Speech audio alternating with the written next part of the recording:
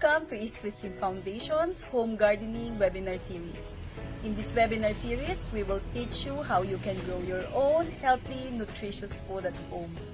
My name is Joyce, and in today's episode, I will be sharing my top 5 vegetables to grow at home. I always receive this question, ano ba ang dapat kong itanim sa aking garden? Today, I will share with you my top 5 vegetables for home gardening. For that, let me introduce you to my partner in home gardening, East West Seed Go Grow.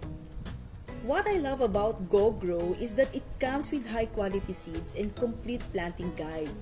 These help us become successful in growing our vegetables at home.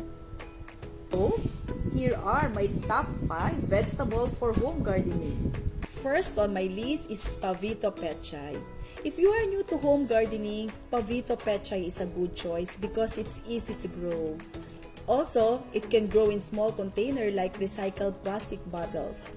There are 2 ways to sow our Pechay seeds. There is the container or cellular method where we first sow the seeds and then transplant the seedlings to a much larger container after 7 to 10 days. Or we can sow directly onto the permanent container of the plant. After filling your egg tray with soil, indent the soil just a little to mark where the seeds will be placed. One way to manage a small seed is to use tweezers. Insert the seeds just under the surface, then cover lightly with soil. Water lightly with a light sprayer so as not to disturb the seed placement. This is an example of a light sprayer made by making holes in a bottle cap. Set your egg tray aside in a partly sunny area. Spray water twice a day. The leafy greens will be ready for transplanting after 7 to 10 days or when there are at least 3 leaves.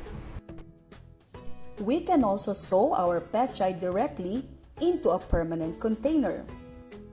Once the container is filled with soil, water the soil thoroughly and let it drain. We can now sow the seed, 1 per small container, close to the surface. Cover lightly with soil, then spray to dampen the topsoil. For larger containers, several seeds may be sown about 4 inches apart.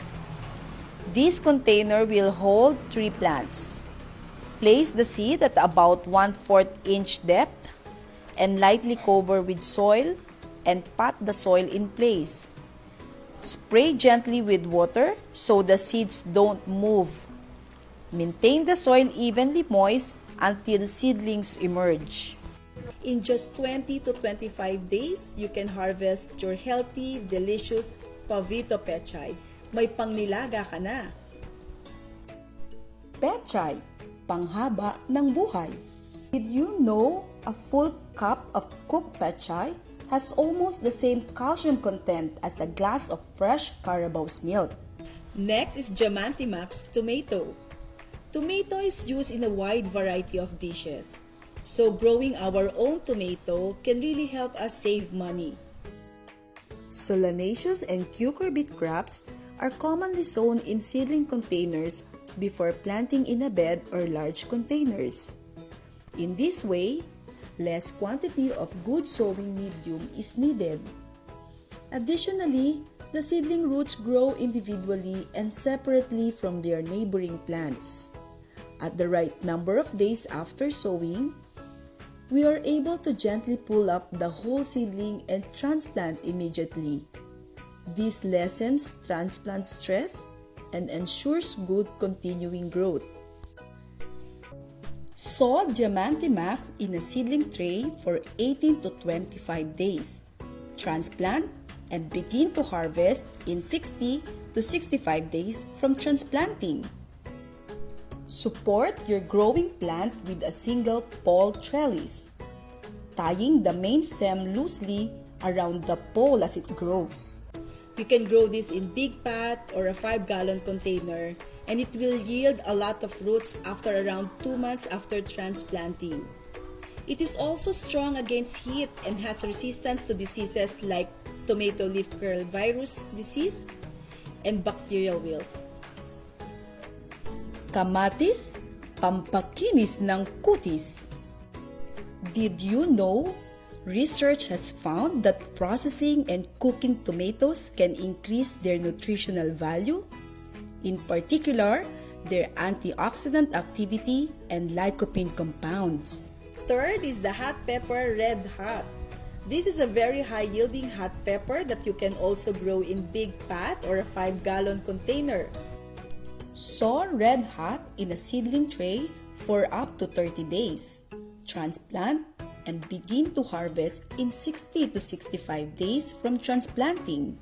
And if you take good care of it, it can give you a steady supply of hot pepper for your sauces and condiments for up to 6 months. Don't be silly. Eat your chili. Did you know some studies have proven that chili peppers can boost metabolism and increase burning of fat due to capsaicin, a compound in chili peppers that makes it spicy. Just keep an eye on your own tolerance level. Fourth is butternut pumpkin pea.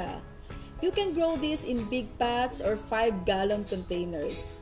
You just need to add trellis for support when the plant starts to climb. Your efforts will be worth it as pea is very delicious. It's sticky and sweet, and its size is just perfect for the small family. You can sow pea in a seedling tray for 8 to 12 days and then transplant and harvest in 70 to 75 days. I love kalabasa. Did you know, aside from the fruit, squash leaves and flowers are also used in cooking? These plant parts are also rich in fiber and pro-vitamin A. Some of the Filipino dishes that includes leaves and flowers are dinding or inabraw and ginataang talbos ng kalabasa. Last on my list is bitter gourd bonito. This native bitter gourd produces a lot of short, dark green, and glossy fruits. You can also grow these in big pots with trellis. Crawling plants such as Pia F1 Kalabasa and Bonito F1 Ampalaya will benefit from tall trellising. Remember to install the trellis while the plants are still small, so as not to disturb the roots. We will need 4 poles of 6 feet in height, so we use a measuring tape and cut the poles with a saw. We now insert the 4 poles into a stable container.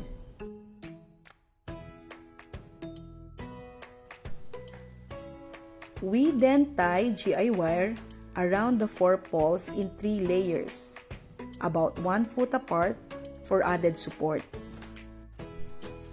We will need some cross poles at the top to make our trellis more stable and provide more space for the plant to expand. Connect these to the vertical poles by means of GI wire. We will add blue string vertically and horizontally to give the side vines anchorage. Tie the plant at the base and attach the string to the upper poles to train the vine to grow upwards. Add blue string as a side trellis, anchoring the blue strings to the top. You can sow Bonito F1 in a seedling tray for 8 to 12 days and then transplant and harvest in 35 to 45 days. After that, you can get fruits from it every other day or every 2 days.